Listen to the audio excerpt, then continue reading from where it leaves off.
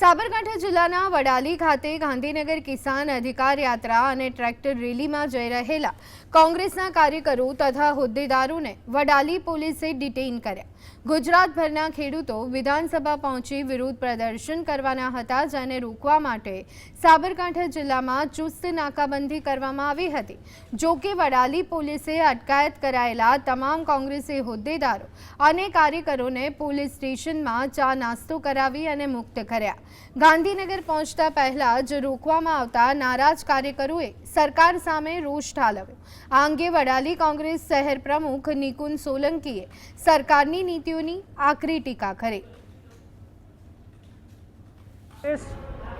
અને તાલુકા કોંગ્રેસના કાર્યકર્તાઓ અને બહુ મોટી સંખ્યામાં ખેડૂતોનું ગાંધીનગરમાં ચાલતું આંદોલન એમાં જોડાવા જઈ રહ્યા હતા, ત્યારે વડાલી પોલીસ સ્ટેશન